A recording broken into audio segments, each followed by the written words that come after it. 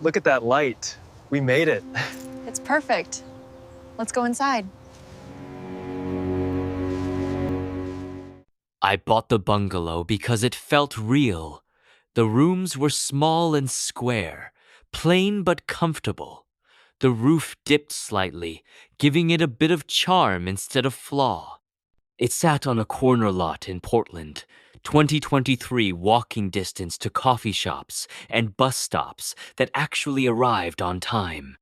I work as a graphic designer, so my days are filled with grids, layouts, and pixels.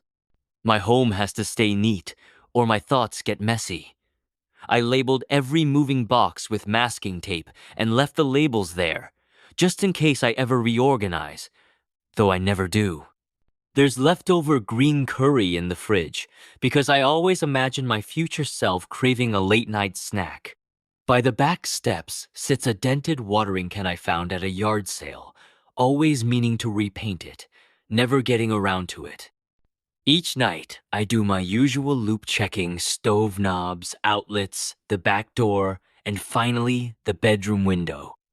That window sticks a little, so I have to push it down hard, click the lock, and attach one of those cheap contact sensors that came in a 6-pack.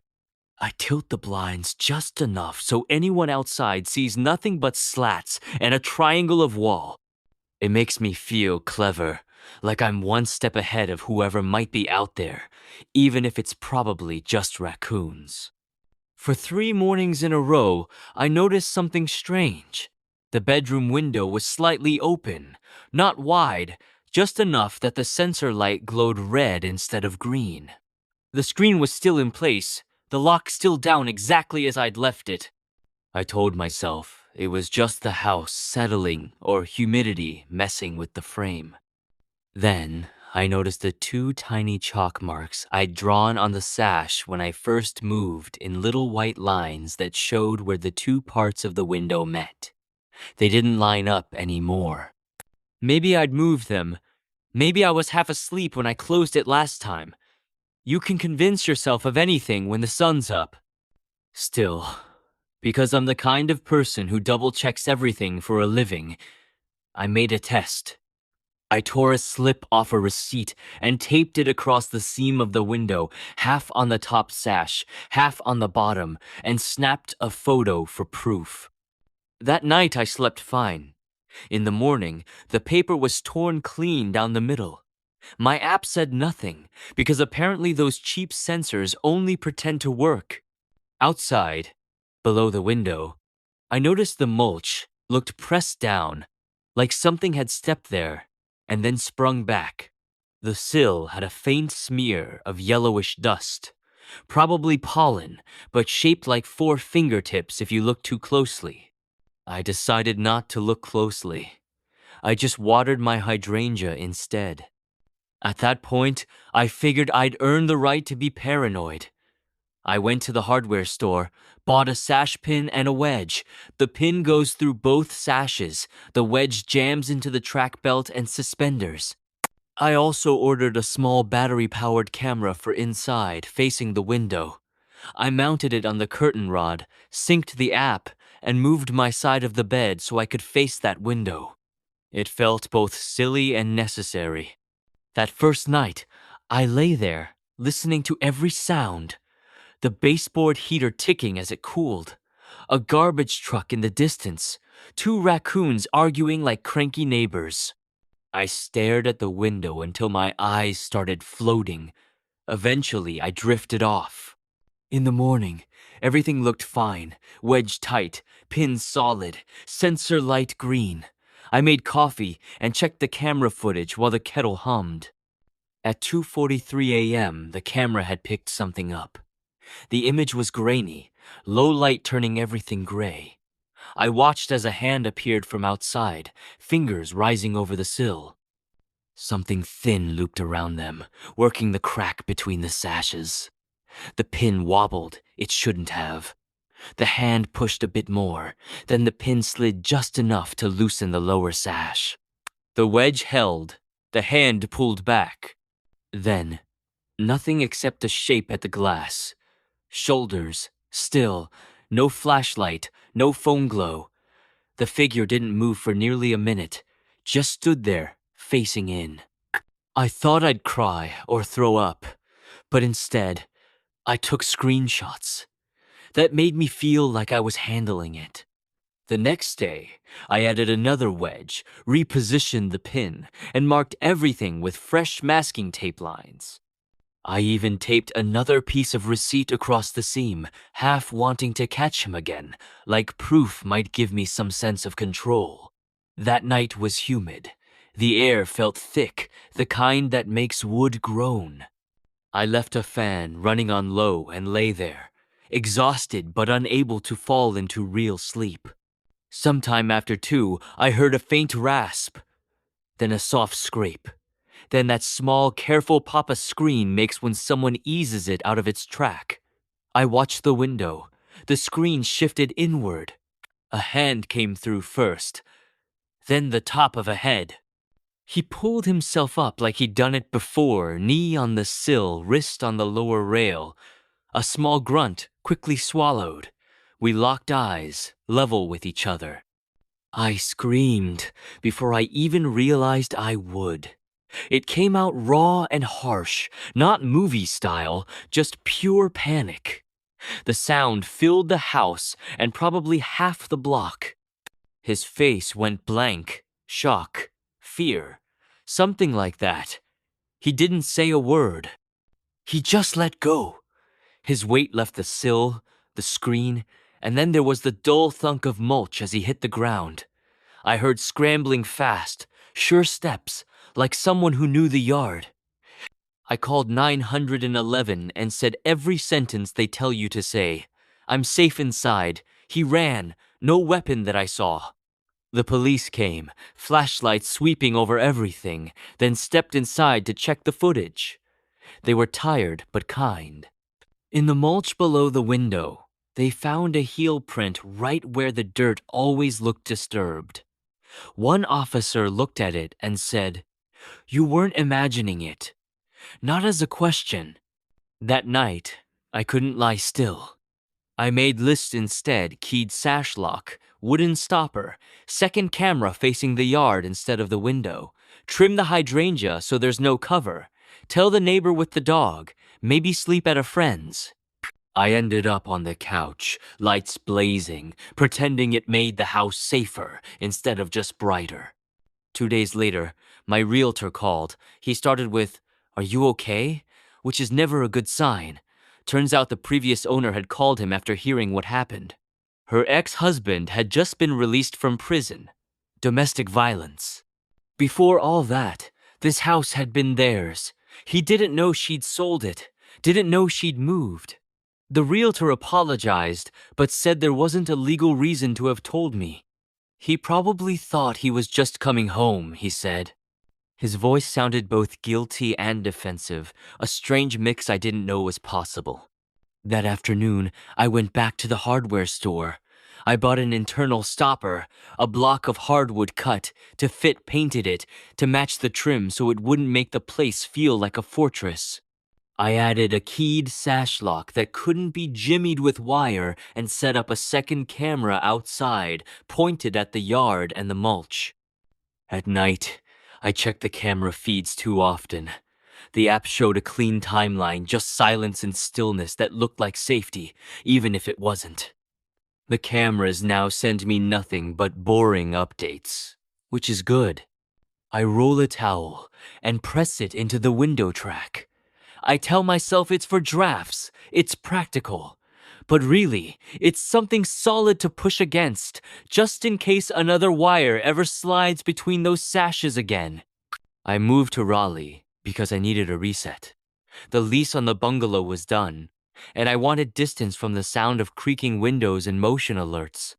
I found a second-floor apartment that looked over a courtyard, with tidy bushes and a shared grill no one ever used.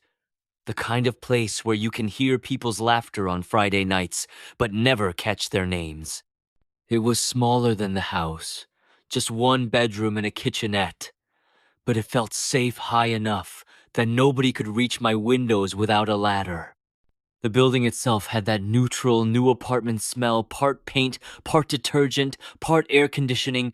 I liked the anonymity. My neighbors were quiet, nodding politely in hallways, but never inviting conversation. I set up my workspace near the window so I could see the tops of trees. After Portland, the sound of cicadas and humidity felt foreign, but comforting. I still did my nightly checks. Of course, stove off, lock clicked, curtains drawn. It wasn't fear exactly. It was just habit that I couldn't shake. It took about 3 weeks before I noticed the rhythm of things here. The upstairs tenant vacuumed every Sunday morning like clockwork. Someone downstairs left for work at 6:10 a.m. sharp every weekday and slammed their door hard enough that I could time my alarm by it.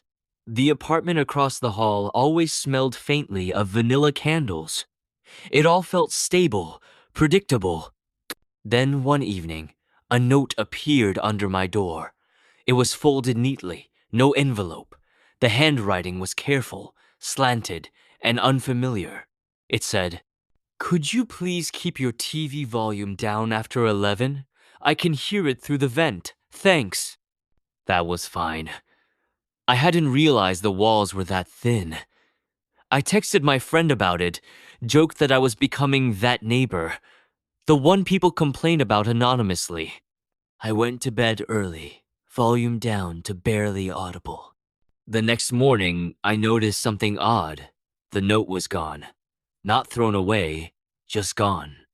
I had left it on the counter, meaning to keep it as a reminder. Now, it wasn't there. Maybe I'd misplaced it, I told myself. Maybe I'd accidentally tossed it while cleaning. But later, when I checked the camera app I had kept from Portland, the one linked to a small unit above my entryway, I saw a flicker of motion from around midnight. The clip showed my doorknob turning slightly, not forced, just tested. The bolt held, and then the handle released. No face, just the outline of an arm. I paused the video and stared at the grainy still. I sent it to the landlord the next morning. He said, probably just a maintenance guy getting the wrong unit, though he couldn't explain why that would happen at midnight. He offered to change the lock, but I'd already done that myself by lunchtime. The next few nights were calm. Then, around 1 a.m. on a Thursday, I heard tapping. Not knocking, more like fingernails on drywall. It came from inside the vent above my bed. 3 quick taps, then a pause. I sat up, waited, then it happened again. I turned off the fan to listen. Tap, tap, tap. I told myself it could be pipes or air pressure, but I could feel the rhythm deliberate, spaced evenly. I grabbed my phone, started recording. When I replayed it the next day, there was nothing, just static. I mentioned it to the landlord, half embarrassed. He said maybe a bird had nested in the duct. Maintenance came, shined a flashlight into the vent, and shrugged. Nothing there, they said. I didn't sleep much that week. A few days later, when I came home from work, I found a second note under my door, same neat handwriting. Sorry for the noise last night. I wasn't trying to bother you. Except there had been no noise. I hadn't heard anything. I bent down and noticed something else. The note smelled faintly of vanilla, like the apartment across the hall. I thought about knocking on their door to clear things up, but something about the note's tone made me stop. I just slipped it into a drawer and locked it there. The next evening, when I went to take out the trash, I saw the neighbor for the first time. A woman, maybe late 30s, hair tied up, wearing a sweatshirt with the building's logo. She smiled in a quiet, polite way. I said, "Hi," and she nodded back but didn't speak. As I turned toward the stairs, she called softly, "Sorry about the vent." I froze. "What?" She pointed up toward the ceiling. "The noise you heard. I think our vents connect." Her smile stayed fixed, just a little too long. That night, I couldn't stop thinking about it. The way she said, "the noise you heard," not "the noise I made." The certainty in her tone. The camera near my door was still working. I moved it slightly so it caught more of the hallway, just to be safe. At 3:12 a.m., my phone buzzed motion detected. I opened the app, expecting maybe a shadow or light flicker. Instead, the woman from across the hall stood directly in front of my door. She wasn't knocking or moving. She was just there, head tilted slightly toward the peephole, as if listening. She stayed for almost 2 minutes, then turned and walked away. I showed the clip to the landlord the next morning. He looked uneasy but said, "She's been here a long time, probably harmless. Maybe she sleepwalks." He offered to talk to her, but I said no. I didn't want things to get worse. That weekend, I packed quietly. Told work I needed a few days remote. I didn't even finish my coffee before loading the car. Before leaving, I took one last look at the apartment blinds drawn, bed made, cameras unplugged. I slid the key under the mat and walked down the stairs. At the bottom, I passed the neighbor's door. Something white stuck out beneath it, a small folded paper. I didn't want to, but I stopped, picked it up, unfolded it. It said, "You don't have to move again. You're safe here." There was no signature, just the same careful handwriting and that faint scent of vanilla. I left anyway. I didn't plan to end up in Phoenix. I just wanted sunlight and silence, something that didn't creak or hum or whisper through vents. The move felt like a blank page. I rented a one-bedroom on the edge of a quiet neighborhood, the kind where everything looks new but slightly empty. Rows of houses in soft desert colors, each with 2 trees planted exactly the same distance apart. The kind of place built for people who like predictability. That sounded perfect to me. The apartment itself was fine. Beige walls, tile floors, a balcony that overlooked a narrow strip of grass and a chain-link fence. Beyond that, a row of houses backed up against a dry wash. I could see rooftops and backyards, but no one ever seemed to be outside. In the distance, the desert stretched out pale, flat, endless. It was quiet enough that I could hear my own breathing at night. I promised myself I'd start over here. No cameras, no late-night window checks, just normal routines again. I still lined up my shoes neatly by the door and kept my spices alphabetized. I wasn't trying to change who I was, just how tense I felt. And, for a while, it worked. Then one evening, while watering the little fern I kept by the window, I saw someone in the backyard of the house behind mine. A man, maybe late 40s, with a bald head and a sweatshirt tied around his waist. He was standing by the fence, staring down at something in the dirt.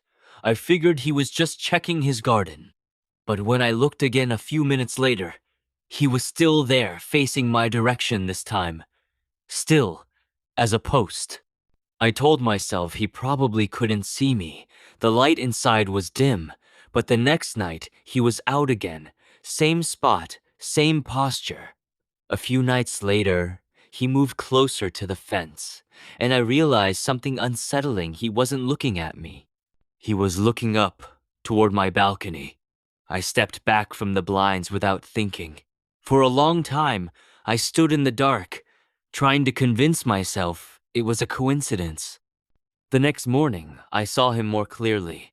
He was standing in his driveway, hosing off his walkway, calm and casual. I waved, just to see. He lifted a hand back, but not in a wave, more like a slow acknowledgement, a motion that stopped halfway, like he was testing the idea of being friendly. I went back inside and told myself I was overreacting again. Days passed. The weather got hotter. I started keeping the curtains closed during the day to block out the sun and to stop wondering if he was looking. At night, though, when the desert air cooled and the crickets started, I found myself drawn to the balcony again. I'd step out quietly, just to breathe and watch the faint orange glow on the horizon. That's when I noticed it. A faint flicker of light, like a reflection. It came from the direction of his yard. I squinted and realized it was a phone screen, someone holding it up, angled toward my building. Not filming, maybe just watching. I turned off my balcony light, stepped inside, and locked the door. The next day, I decided to be practical. I went to the leasing office and told them about the neighbor, trying to sound calm. The woman behind the desk gave me a practiced smile. "He's been here a long time," she said. "Keeps to himself. Probably nothing to worry about." I nodded, but I could tell she didn't actually know who I was talking about. That night, I heard a sound I hadn't heard in months, the soft, deliberate click of metal against glass. I froze. The noise came again, faint but clear, from the sliding door that led to my balcony. I turned off the lamp and waited. Another click, then a tap. I crept closer, heart hammering, and peeked through the curtain's edge. There was a shape, a shadow, tall, and still standing on the other side of the glass. The light from the street caught his outline just enough to show the slope of his shoulders. The same bald head, the sweatshirt around his waist. He didn't move, didn't knock, just stood there facing the door. I wanted to scream, but nothing came out. I backed away, grabbed my phone, and dialed 911 with shaking hands. By the time the dispatcher picked up, the shadow was gone. I could hear footsteps fading across the gravel outside, then silence. The police came quickly. They shined flashlights over the balcony and fence, found a few footprints in the dust, but nothing else. They told me to keep the door locked and maybe get a camera, just in case. I almost laughed at that I'd tried to live without them. I ordered one the same night. When the new camera arrived, I set it up facing the balcony door. It had night vision, motion alerts, everything. I checked it constantly. Days went by without a single ping, and I started to think maybe it was all in my head. Maybe I'd scared myself into seeing patterns again. Then, one night, around 2:30 a.m., my phone buzzed. Motion detected. I opened the app and saw the grainy, green-tinted footage. The man was standing there again, just outside the door, holding something in his hand. Not a phone this time, but a small black box with a blinking light. He crouched, pressed it against the glass, and held it there. I couldn't tell what it was, but a faint, static hum came from somewhere inside the apartment. Then he straightened up, looked directly at the camera, eyes bright from the night vision glare, and smiled. Not a wide smile, but a small, deliberate one, like he wanted me to see it. I moved out the next morning. I didn't even wait for the lease to end. I packed what I could fit in my car and left the rest behind. I didn't tell the landlord, didn't call the police again. I just drove. Sometimes, when I check my email, I still see alerts from that old camera, the one I forgot to deactivate before I left. The cloud storage auto-renews every month. I know I should cancel it, but I never do. Every so often, it sends me a notification. Motion detected. Balcony door. I never open those clips. After Phoenix, I stopped pretending that moving fixed anything. Each place had promised safety, but all I ever did was carry the same unease with me, wrapped tight around my habits like a second skin. The more I tried to outrun it, the more it waited for me in quieter forms. A note under a door, a creak at the window, a shadow caught by a camera that never blinked. I used to think fear was something you could shut out, with better locks and thicker curtains. Now I think it just changes shape, learning the outlines of whatever you call home. I rented a small house after that, a short-term place near the edge of town. Not quite city, not quite desert, a neutral space to figure out what came next. The landlord was an older woman who lived in the house next door. She said she'd owned both properties for decades and liked having someone steady nearby. I didn't tell her about Portland or Raleigh or Phoenix. I just said I worked from home and preferred quiet. She smiled and said, "You'll fit right in." The house itself was simple, low ceilings, faded carpet, air that smelled faintly of cedar. There was a back porch with a view of nothing but fence and sky. I unpacked slowly this time, one box at a time, keeping only what I needed. For the first few nights, it was peaceful. The kind of silence that makes you believe you've finally outrun the noise.